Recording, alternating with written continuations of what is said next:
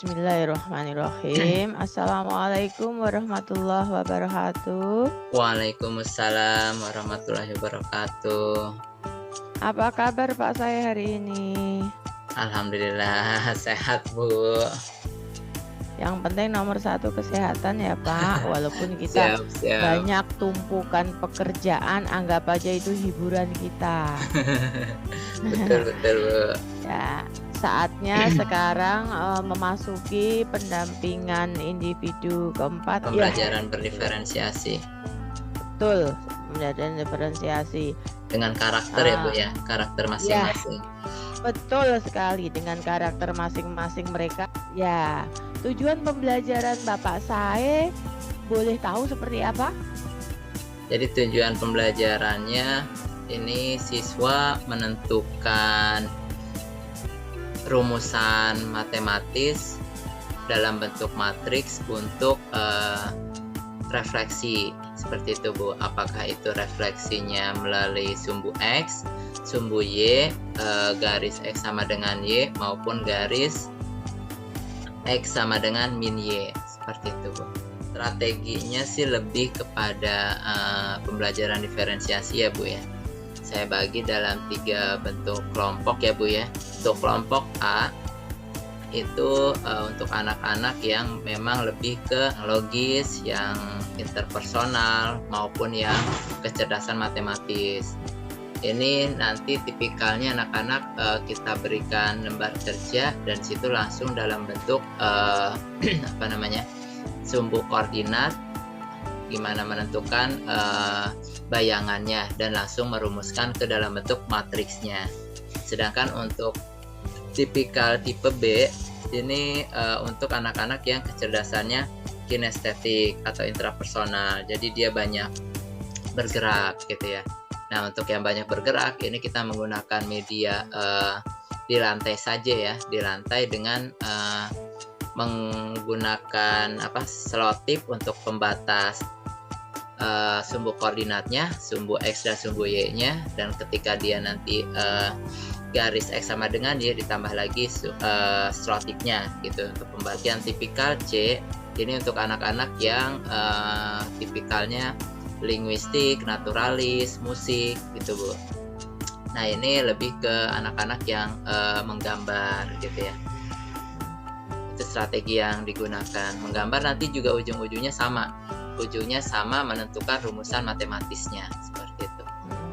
Jadi dengan metode-metode tadi ya, Bu ya, dengan lembar kerja yang kita berikan di sana juga sudah ada panduan. Nanti ujung-ujungnya anak-anak melihat, oh ternyata teknik memindahkan ke bentuk matriksnya seperti ini gitu ya. Ujung-ujungnya sih sama ya. Apapun tipikal anak gitu ya, itu sama nanti hasil bentuk matriksnya. Seperti itu. Harapan terakhirnya demikian. Ya. Oke. Terima kasih Pak. Ini dari mulai tujuan, strategi sudah Bapak paparkan pada pra observasi ini. Saya bersyukur sekali. Assalamualaikum warahmatullahi wabarakatuh. Waalaikumsalam.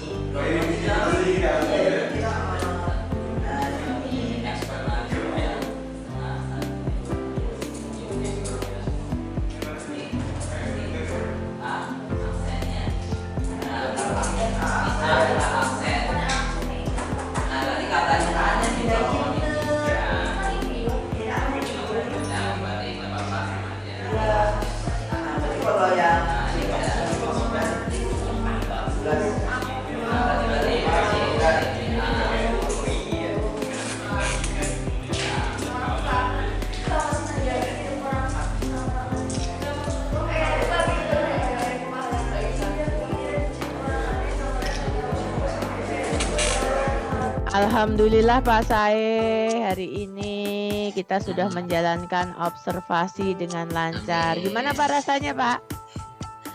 Ya begitu Bu, agak gimana ya, deg-degan, tapi enjoy aja sih dijalanin. Oh iya. Oh Pak, tadi saya juga lupa Pak mau menanyakan, menurut Bapak sendiri supervisi itu apa sih? Jadi yang saya pahami ya Bu ya, supervisi itu istilahnya penilaian baik atau buruknya ya, lebih kepada kebaikan sih Bu, inti utamanya. Jadi melihat kesesuaian apa yang telah dibuat ya terhadap pembelajaran, apakah sudah benar atau belum gitu ya. Nanti sang supervisor atau apa ya bahasanya, teman yang menilai gitu ya, itu melihat gitu, melihat kalau seandainya udah baik ya mungkin apa yang akan ditingkatkan lagi. Jika mungkin ada yang terlupa ketika sudah direncanakan ternyata dia berbeda, nah itu diingatkan seharusnya seperti ini gitu ya Bu ya, mungkin seperti itu Jadi Bu. betul. Jadi singkatnya adalah eh, diagnosa secara kritis terhadap aktivitas-aktivitas dan kesulitan terhadap kegiatan belajar Mm-mm. mengajar, sehingga supervisor bisa membantu Bapak Ibu guru dalam persiapan belajar mengajar. Artinya bukan sebuah momok yang mengerikan ya Pak, kalau supervisi itu ya Pak. Jadi iya Perlu betul nggak Bu. supervisi Pak? Perlu banget sih Bu, bahkan ya mohon maaf, dulu mungkin masa-masa sebelumnya, eh, yang namanya supervisi biasanya guru-guru itu pada takut ya, aduh bla bla bla. Kayak Tapi kalau saya kayak dari alergi awal gitu Pak. apa ya, awal mengajar saya sih biasa aja terhadap yang namanya supervisi, easy is going aja gitu ya. Artinya ya ya silakan dinilai gitu kan, apa yang baik dari kita ya silakan, mungkin dari kita ada yang salah ya kita lihat nantinya gitu. Justru itu menjadi evaluasi bagi kita untuk lebih baik ke depannya. Sampai sekarang sih saya juga menekankan ke teman-teman guru, ngapain juga terlalu ini banget dengan yang namanya supervisi, biasa aja gitu kan. Ya itu toh untuk kebaikan kita juga untuk kebaikan anak-anak juga gitu ya, peserta didik, Iya. supaya gimana lebih baik lagi seperti itu sih. Oke. Keren Pak Sai. Semoga sukses selalu dan catatan Amin. selama observasi Pak. Ini catatan selama observasi ya Pak. Ini Siap. saya melihat Bapak proses belajar mengajar di kelas yang tadi sudah saya lihat. Di sini saya sedikit ada catatan. Kita sama-sama koreksi bersama ya.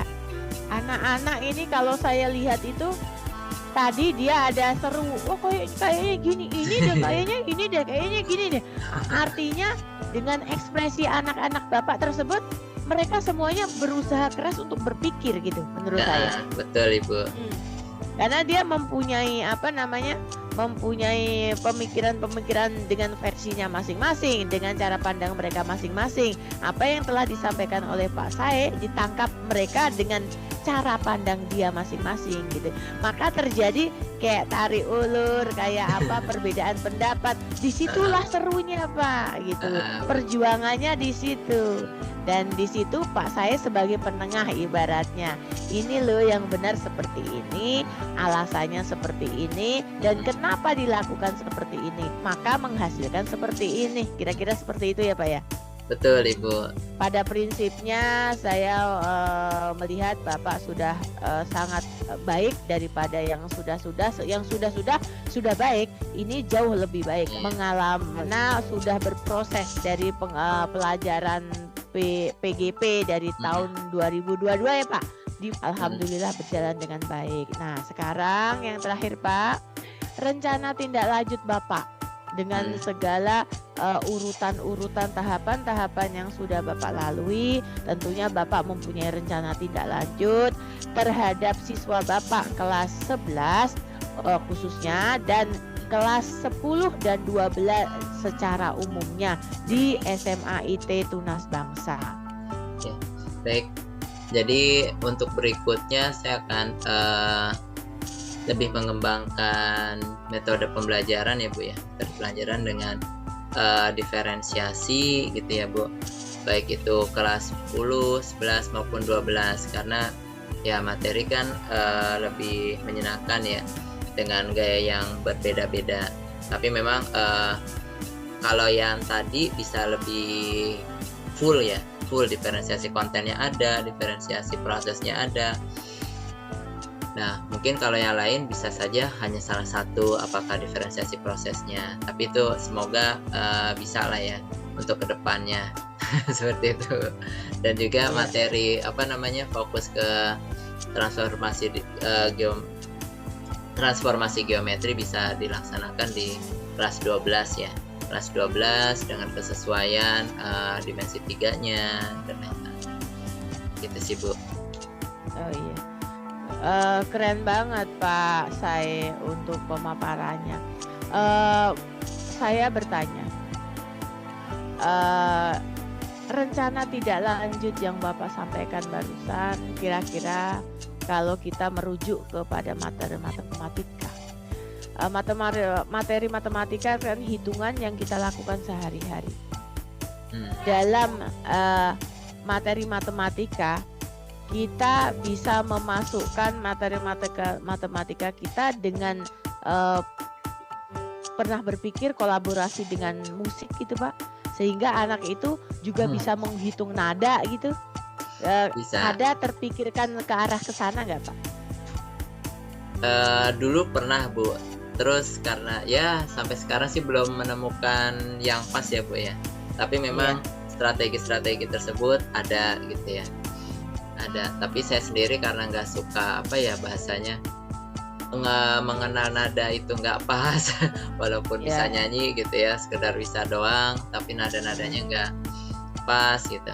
Tapi ada ke arah sana gitu ya, bahkan ya beberapa orang juga ada yang menggunakan mengukur daun segala macam sampai sedetail-detail itu. Cuma kalau saya belum kayaknya Bu. Kedepannya tapi bisa. Kayaknya kalau ada waktu, kalau dipraktekkan kelihatannya seru ya Pak. Kalau ada waktu. Jadi kayaknya kelihatannya seru. Oh, kita menghitung nada dengan matematika, kayaknya seru gitu tampilannya ya Pak. Kalau itu kan kayaknya seru banget. Oke Pak, terima kasih. Siap, Ibu.